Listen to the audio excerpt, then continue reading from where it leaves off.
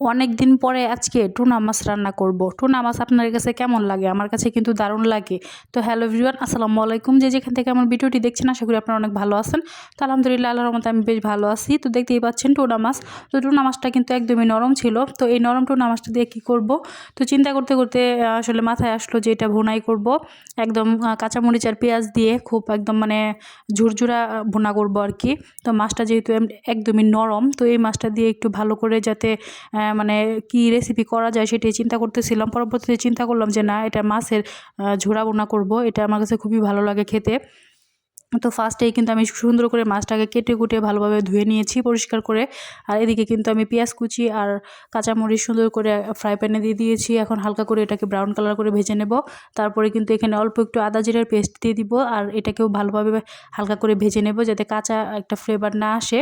তো তারপরে কিন্তু এখানে আমি অল্প একটু পানি দিয়ে হলুদের গুঁড়া, মরিচের গুঁড়া, পরিমাণ মতো লবণ, ধনিয়া গুঁড়া সব কিছু দিয়ে তারপরে কিন্তু এই মশলাটাকে খুব ভালোভাবে কষিয়ে নেব। দেখতেই পাচ্ছেন কষানো কিন্তু প্রায় কমপ্লিট। একদম খুব সুন্দরভাবে কষাতে হবে, একদম লাল লাল করে কষিয়ে নেব। কষিয়ে নেওয়া হয়ে গেলে কিন্তু আমি মাছটাকে দিয়ে দিব। দেখতেই পাচ্ছেন কালারটা কি সুন্দর হয়েছে, একদম লাল লাল করে কিন্তু এটাকে আমি সুন্দরভাবে কষিয়ে নিয়েছি। আর কষানো কমপ্লিট হয়ে যাওয়ার পরে কিন্তু মাছটাকে দিয়ে দিব। তো মাছটা দেওয়ার পরে কিন্তু এখন খুব ভালোভাবে আমি মশলাটার সাথে মিক্স করে নেব। তো এইরকম খাবার কিন্তু আসলে যে কোনো জিনিসই যখন একটু মানে নরম হয়ে যায় তখন কিন্তু এরকম করে যদি ঝোড়া বোনা করা হয় তাহলে কিন্তু খেতে খুবই ভালো লাগে। আমি কিন্তু গরুর মাংসের এরকম ঝোড়া রেসিপিটা আমার কাছে খুবই ভালো লাগে, ঝোড়া বোনা আর কি। তো সেটাও আরেকদিন আপনার সাথে শেয়ার করব। তো এই যে দেখতে পাচ্ছেন আমি কিন্তু মাছটাকে খুব ভালোভাবে মশলার সাথে মিক্স করে নিছি। আর এখন কিন্তু ভালোভাবে মানে মশলার সাথে মিক্স করা হয়ে গেলে ঢাকনা দিয়ে ঢেকে দিয়েছিলাম। তার পরবর্তীতে কিন্তু আমি এখানে আলু কুচি দিয়ে দিলাম। তো আলুটা দিয়ে মানে অল্প একটু আলু দিয়ে দিলাম যাতে করে খেতে আর একটু বেশি ভালো লাগবে সেজন্য। তো এখন কিন্তু ঢাকনাতে ঢেকে দেব আর খুব ভালোভাবে কষিয়ে নেব আলুটাকে মাছের সাথে। কষিয়ে নেওয়া হয়ে গেলে কিন্তু পরিমাণ মতো ঝোল দিয়ে দিব। তো ফার্স্টে ভাবছিলাম আলু দিব না, পরবর্তীতে চিন্তা করলাম যে না, অল্প একটু আলুও দিয়ে দিই, আলু কুচি, তাহলে কিন্তু খেতে আর একটু ভালো লাগবে। তো সেই জন্যই কিন্তু দেওয়া। তো এখন কিন্তু খুব ভালোভাবে কষানো কমপ্লিট। তো এখন ঢাকনাতে ঢেকে দেব আর অল্প একটু ঝোল দিয়ে দিব আর কি, পানি দিয়ে দিব।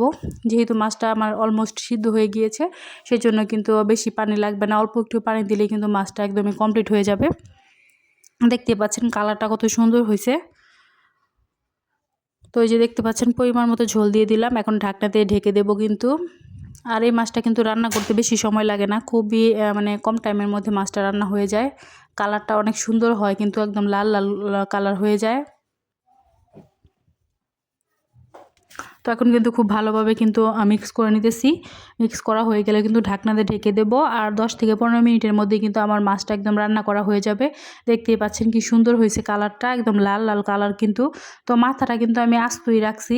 তো মাথাটা আস্ত রাখার কারণ হচ্ছে মাথাটা খাবে আসলে আপনাদের ভাইয়া, যার কারণে মাথাটা আস্তই রাখছি। আর যা ছিল সবগুলাই কিন্তু নরম ছিল। তো ওই নরমগুলা কিন্তু খুব ভালোভাবে আমি এখন ঝোড়া ঝোড়া করব। তো এখন ঝোড়া ঝোড়া করতে গিয়ে কিন্তু দেখতে পাচ্ছেন অলমোস্ট সব কিছু কিন্তু ভেঙেই ফেলতেছি। তো ভেঙে চুরে আসলে এই রান্নাটা আজকে আমি করব। আসলে খেতে কিন্তু ভালোই লাগছিল। তো যখন আসলে মাছ ভাঙ্গা যায় তখন কিন্তু আসলে ভালো লাগে না। তো দেখতেই পাচ্ছেন কথা বলতে বলতে কিন্তু আমার রান্নাটা একদমই কমপ্লিট। তো আপনার কাছে কেমন লাগলো রেসিপিটা অবশ্যই কমেন্ট করে জানাবেন। তো আজকের মতো এই পর্যন্তই, সবাই ভালো থাকবেন। দেখতেই পাচ্ছেন কালারটা কত সুন্দর হয়েছে, একদম কিন্তু লাল লাল করে ভুনাটা করা হয়েছে। তো আজকের রেসিপিটি এই পর্যন্তই, সবাই ভালো থাকবেন, সুস্থ থাকবেন। আর এরকম খাবার খেতে চাইলে কিন্তু অবশ্যই এরকম রেসিপি ফলো করবেন, খুবই কিন্তু সুন্দর। তো সবাই ভালো থাকবেন, আল্লাহ হাফেজ।